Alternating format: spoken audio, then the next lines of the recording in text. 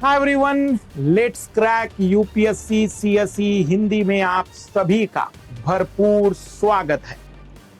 आज हम बातचीत करने जा रहे हैं सीआरपीसी की धारा 144 पर।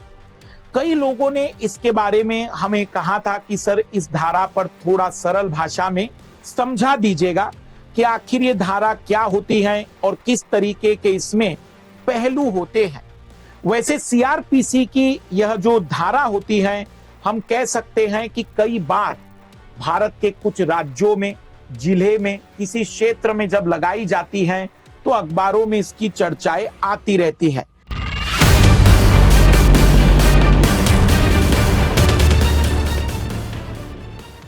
सीआरपीसी का मतलब कोड ऑफ क्रिमिनल प्रोसीजर।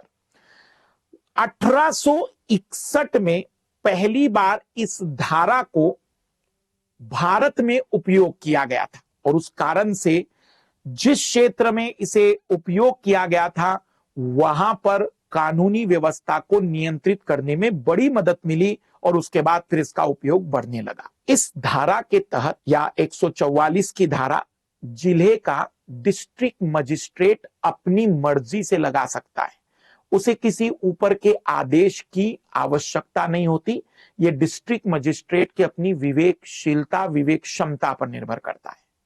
इस धारा के लगने का मतलब कि अब आप उस क्षेत्र में 4 लोगों को या उससे अधिक लोगों को एक साथ नहीं बुला सकते, कोई रैली नहीं कर सकते, कोई स्कूल नहीं जा भर सकते, क्योंकि स्कूलों में भी तो बच्चे एक साथ कई सारे बैठते हैं।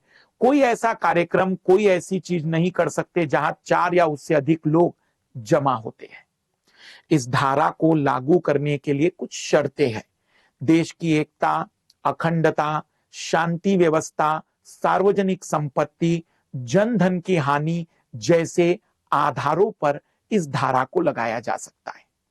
जैसे हाल फिलहाल में इस धारा को यमुना के जल स्तर में वृद्धि होने के कारण दिल्ली के कुछ भाग में लगाया गया था। अब आप कहेंगे कि इसमें क्या हो रहा है? तो भाई, जब यमुना का जल स्तर बढ़ेगा तो समझ लीजिए बड़ी संख्या में लोग जमा हो गए तो उनकी जान को खतरा हो सकता है। तो जन धन मतलब नागरिकों की जान भी बड़ी संख्या में जा सकती है। वहां भी इस धारा को लगाकर उनकी जीवन रक्षा के प्रयास किए जाते हैं ताकि वहां लोग देखने आ जाएंगे कि जल स्तर कितना बढ़ गया यमुना का। तो यह धारा इस आधार पर भी लगाई जा सकती है। क्या कलेक्टर का आदेश अंतिम आदेश होता है? नहीं। आप इसे कोर्ट में चुनौती दे सकते हैं और यह साबित कर सकते हैं कि यदि कलेक्टर का आदेश, मजिस्ट्रेट का आदेश वास्तविक रूप में आधारों को फुलफिल नहीं करता और नागरिकों की स्वतंत्रता को बाधित करता है। इस आदेश का यदि आप उल्लंघन करते हैं तो 3 साल तक की सजा हो सकती है और इस धारा को 2 महीने तक लगाया जा सकता है। किसी क्षेत्र में अधिकतम 1 दिन कुछ घंटे भी लगाया जा सकता है, पर यदि इससे ज्यादा लगाना है तो राज्य सरकार की अनुमति लेनी होती है। 1861 में Babulal versus Bombay state supreme court में एक मामला था। सुप्रीम कोर्ट में सीआरपीसी की इस धारा को चुनौती दी गई थी कि भारतीय नागरिकों के अधिकार का हनन करती है।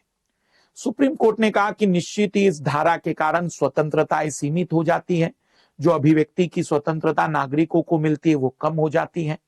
निश्चित ही इस धारा में विवेकशील शक्तियां कलेक्टर, डिस्ट्रिक्ट मजिस्ट्रेट के पास है, लेकिन इस धारा का उपयोग सोच समझकर बहुत निश्चित अपवाद स्वरूप आधारों पर ही उपयोग किया जाए।